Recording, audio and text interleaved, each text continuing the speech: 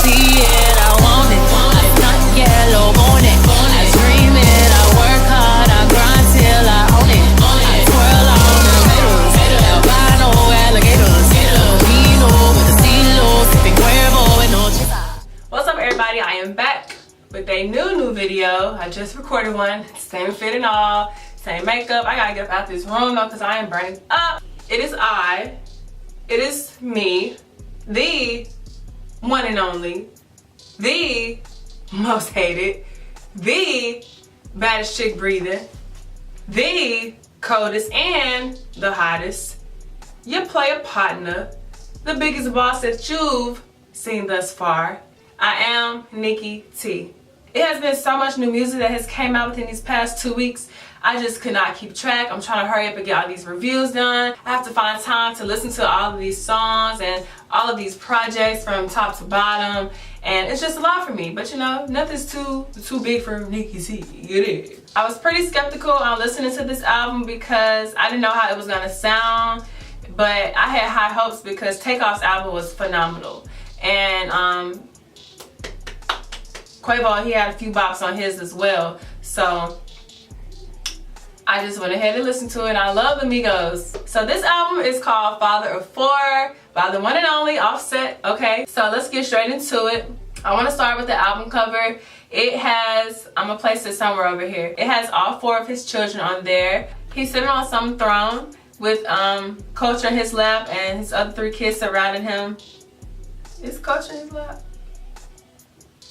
It was kind of poorly edited, but the photographer said that it wasn't photoshopped, and I was like, well, how and why did they photoshop these children on this album cover? But the photographer said that it wasn't photoshopped, so I'm gonna believe him. I don't know the meaning of the hieroglyphics and stuff in the background, and I don't want to attempt to analyze the hieroglyphics and everything because I really have little to no knowledge about hieroglyphics and Egyptian culture, so I don't want to be inaccurate and or offend anyone. He could have easily turned this album into a rags to riches story, but I love how he's focused specifically on the rags instead of, you know, all the riches. He had a few bops on there about the riches, but he really just focused on the struggle, the adversity, what goes on in his mind, stuff like that, and I really did appreciate that. Because like I've said countless times and on multiple occasions, I love when artists are true and authentic. So I really did appreciate this body of work. I was very surprised when I heard this album because it was not what I thought it was gonna be. If I don't do anything with these songs, I'm definitely gonna talk about the intro and the outro.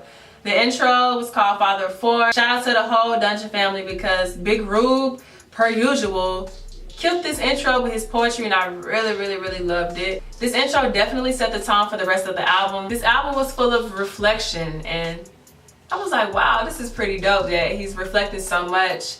I really do think he's gone through a lot within his life, from the trapping to the robberies, procreating. He's not even 30 yet. He has 4 children. Infidelity and tribulations in his marriage. How Did I Get Here with J. Cole? I do think that was placed very nicely on the album, the second tune. I did enjoy Lick because I'm glad it had a more upbeat vibe, because if it sounded anything like 1 and 2, I probably would just cut the album off because I don't want to hear those sad, somber beats throughout an entire project. I don't want to hear that. He talks about the struggles he endured as a broke individual and how he basically had to hit licks in order to survive and get this money. You dig? Get this money. Tats on My Face, a typical Offset banger, okay? Talk about the blunts, the tattoos, the riches, the drugs. That's what I like to hear, okay? I'm like, okay, yeah, I can get into this, you dig? Then we got Made Man, Wild Wild West. I don't have too much to say about those. I mean, they were dope, but I don't have too much to say. And then we get to the best song on the entire project, North Star, which features CeeLo Green. CeeLo's presence on this song was very much appreciated. I feel like I haven't heard from him in such a long time. The North Star was a very symbolic song because, you know, the North Star is supposed to serve as a guiding light, you know. Shout out to Metro Boomin and Alan Ritter for producing that beat too. Then we have After Dark. One lyric that really stuck out to me was, watching Mickey Mouse, now I gotta go kill a mouse. So of course he's watching Mickey Mouse, watching cartoons with his child, and then he gotta be like, well, gotta go do what I gotta do. One of the most mature songs on the album, Don't Lose Me, which is an ode to Cardi, you know, being very apologetic, vulnerable, being honest, truthful. We have Underrated and Legacy. Underrated, he's talking about from being underpaid and unrated to overpaid and underrated. Definitely the road to riches on this song. Legacy, 21 Savage. I'm so glad they freed you, my friend, because I couldn't imagine this rap game without you right now, especially this year, because you definitely snapped on this beat. Blessings, peace, all the love goes to you. Do anything for clout. Do anything for clout. They do anything for clout. This was a quality verse, of course, from Cardi B. She's really in her bag. She really has her foot on my neck. I don't think she's ever gonna let up. Shout out to Southside and Q Beats. I hope I'm pronouncing that right, because this was the perfect beat for that type of song. I don't know how to really explain it, but it was just a perfect beat because I don't know. But yeah, Cardi, she definitely ate. The video of her, you know, going in at the little release party, I was like, at first I was like, is this song really that bumping? Then I heard it, I was like, that song is really that bumping. Second or third best song on the album, Clout. And then we have Where It Goes Downhill for me, because we have On Fleek with Quavo, which is the worst song on the album to me. And then you have Quarter Milli with Gucci Mane. It was pretty bumping though, so I guess it went right back up. So that song was pretty bumping. Gucci, his verse was super duper hilarious to me. I don't know why, but I just found it funny. Maybe because the way he was talking. Well, maybe it was because of the way that he was rapping. It was just some weird voice he was doing. It was funny, but it was pop. Red Room definitely served as a very open song. He did talk about his car crash. I don't know if y'all remember that, but it was about a year or two ago. He is talking about things that goes on around him and in the world, from murder, police brutality, things of that nature. And then we have the outro song, the final song of the album, Came a Long Way. It was a perfect way to end the album. I do wish that the song was like that type of song where you had the instrumental towards the very last word that you said and then the song ended, but it just ended with the last word. So okay. So y'all know one of my main concerns when I listen to an album is sequencing. Taking heed of the whole theme, I didn't expect like too many bangers to be throughout the album. So I do think the way that he did place the bangers, it was definitely well placed and well sequenced. Production was very repetitive. I was getting a little bored kind of listening to the album. I do wish that he did have, you know, a couple sprinkles of more producers that maybe I haven't heard of. I would have loved to hear a beat from ATL Jacob, a beat from Take Keith maybe, but I have heard of both of them.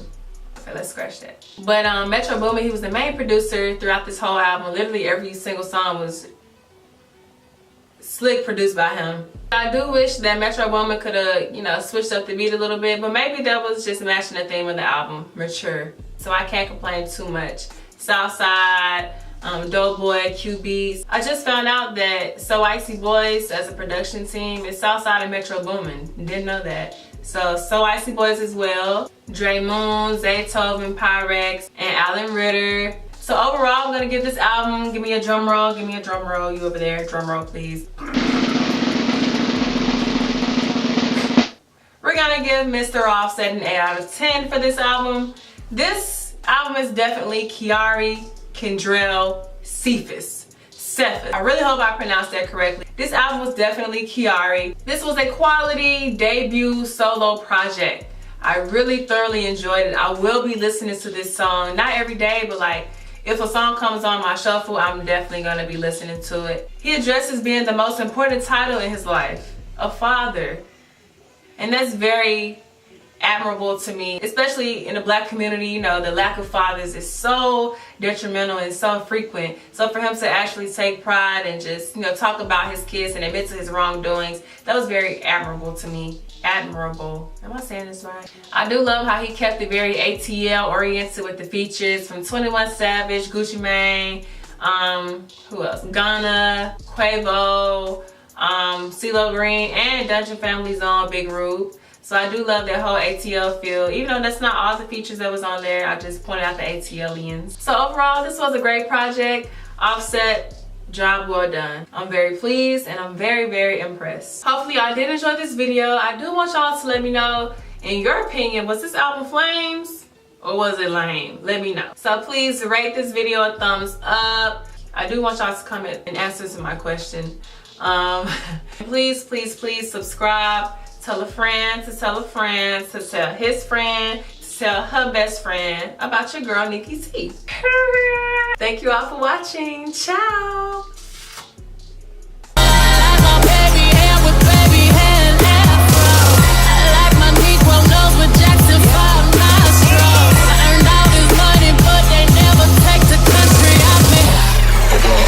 I see it, I want it. I stunt yellow on it.